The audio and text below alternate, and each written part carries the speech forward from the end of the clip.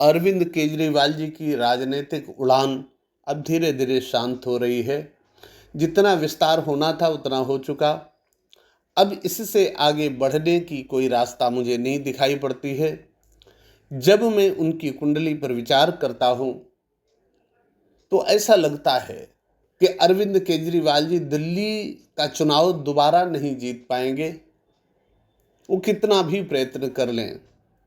यदि वो चुनाव जीतना चाहते हैं, दिल्ली की सत्ता पर पुनः समासीन होना चाहते हैं, आम आदमी पार्टी को पूरे देश में फैलाना चाहते हैं, निस्संदेह इस पार्टी में वो गुण हैं कि सारे देश में फैल सकती है।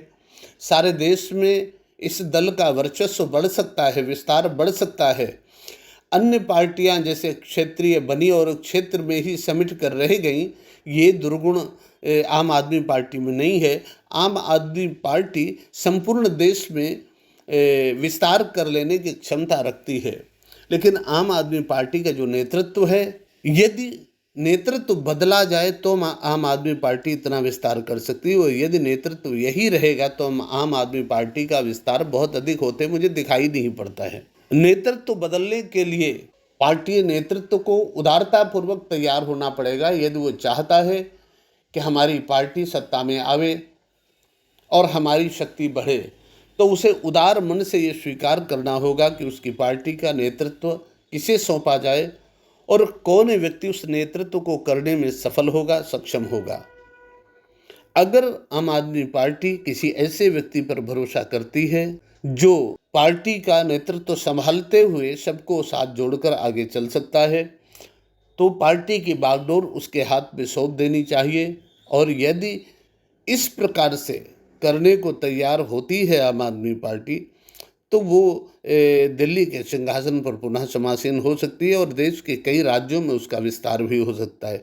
लेकिन यदि आम आदमी पार्टी में ऐसा विचार किया गया कि हमारे जो शीर्ष नेतृत्व में सम्मिलित नेता हैं, नेता वही रहेंगे, नीति निर्णय वही लेंगे और पार्टी का जो भी सक्रियता से कार्य निर्धारण होगा वो वही करते रहेंगे, यदि ऐसा निश्चय है तो फिर ये भी निश्चय है कि ये पार्टी केवल पार्टी तक सीमित रह जाएगी। सत्ता के सपने देखना बंद कर देना चाहिए और बहुत सारे जो लोग आम आदमी पार्टी से जुड़े हैं वो भी धीरे धीरे पार्टी से किनारा करते चले जाएंगे। अभी भी समय है।